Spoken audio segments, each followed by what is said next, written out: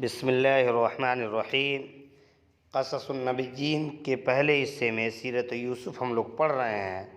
سبق نمبر 8 ہم لوگ پڑھیں گے، الوفاء والامانۃ، وفاداری اور امانت داری۔ وراودت امرأۃ العزیز یوسف علی الخیانۃ، عزیز مصر کی بیوی یوسف علیہ السلام کو خیانت پر ابھارنے لگی۔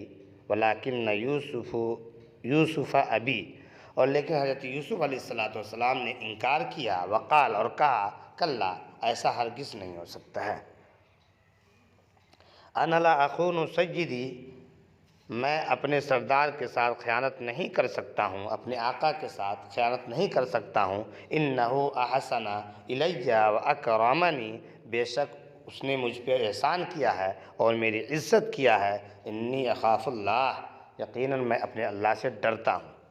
وغضبت امرأۃ العزیز وشکت الی زوجہا، عزیز مصر کی بیوی غصہ ہو گئی اور اپنے شوہر سے اس نے شکایت کی۔ وعرف العزیز ان المرأۃ کاذبۃ، اور عزیز مصر یعنی بادشاہ جان گیا کہ یہ عورت جھوٹی ہے۔ وعرف ان یوسف امین، اور یقیناً یوسف علیہ السلام امانت دار ہیں۔ فقال لزوجہ، چنانچہ بادشاہ نے اپنی بیوی سے کہنے لگا، انک کنت من الخاطئین، یقیناً تو خطاوار ہے، یقیناً تو گنہگار ہے۔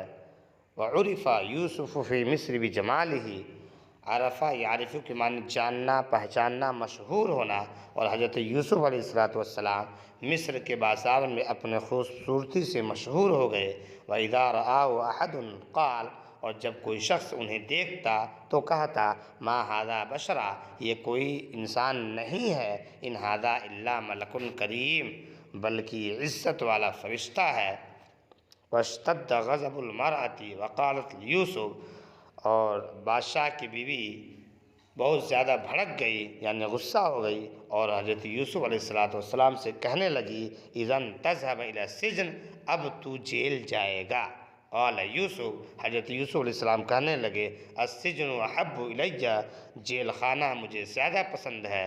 وبعد ایام رأى العزیز، اور کچھ دنوں کے بعد بادشاہ نے ارادہ کیا، ان یرسل یوسف الی السجن، کہ حضرت یوسف علیہ السلام کو جیل بھیج دیا جائے۔ وکان العزیز یعرف ان یوسف بریء، بادشاہ جانتا تھا کہ بے شک حضرت یوسف علیہ السلام بری ہیں۔ ودخل یوسف السجن، اور حضرت یوسف علیہ السلام جیل خانے میں داخل ہوئے۔